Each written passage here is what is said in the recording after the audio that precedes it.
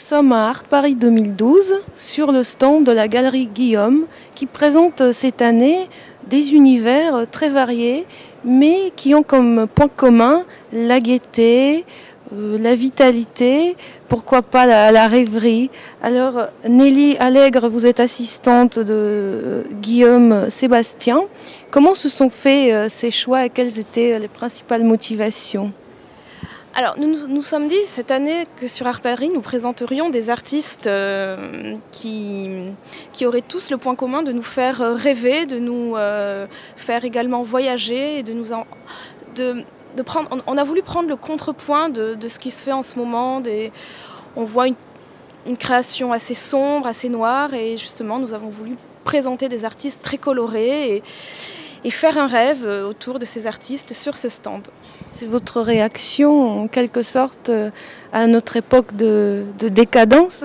Voilà, tout à fait. Économique, culturelle. Voilà, on entend parler de catastrophes aux informations tous les jours, de choses abominables qui se passent, et on s'est dit qu'il fallait vraiment réagir et se rebeller, et voilà, et faire de la résistance Par la joie. Par la joie, voilà, absolument. Alors pourriez-vous nous parler un petit peu plus de cet artiste majeur que vous représentez, Marcoville ? Donc Marcoville est un artiste français qui vit et travaille à Paris. Il a 70 ans à peu près. Donc son travail consiste à récupérer du verre dans divers endroits, des usines, des fabriques. Ce verre, ensuite, il le travaille à froid. Il le découpe, il le sable, il l'oxyde. On le voit bien sur le bananier. Il le colore et ensuite il le colle, il assemble les différents morceaux de verre. Ce sont des colles qu'il réalise lui-même, colles très fortes pour que le verre tienne, donc des colles artisanales, et pour réaliser des compositions justement très, très joyeuses, avec beaucoup d'humour. C'est le trait principal de Marcoville, c'est sa gaieté, sa joie de vivre, qu'on retrouve également dans ce qu'il appelle les nanas ou même les cancans, ces danseuses de French Cancan. Alors, pour la plus jeune génération, Pour la plus jeune génération, nous présentons une artiste d'origine suédoise, Anna-Lisa Unkouri, qui vit et travaille à Paris. Anna-Lisa Unkouri travaille sur la figuration. Elle place dans des paysages oniriques des personnages, probablement issus de sa famille. Elle travaille à partir de photos, de souvenirs. Voilà. Donc elle place sa grand-mère, des amis.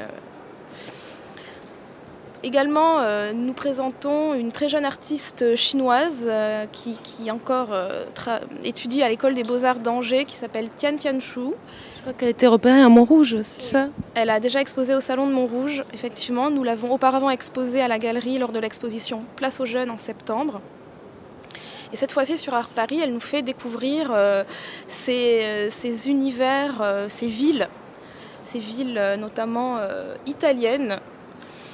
Et elle nous fait voyager à travers Rome, Venise, ces deux villes, entre autres, l'ont beaucoup marquée étant jeune. Et elle a fait le voyage à Rome, le voyage en Italie, comme les peintres au XVIIIe, et se représente elle-même dans ses compositions très graphiques, mais également un petit peu, et très narratives.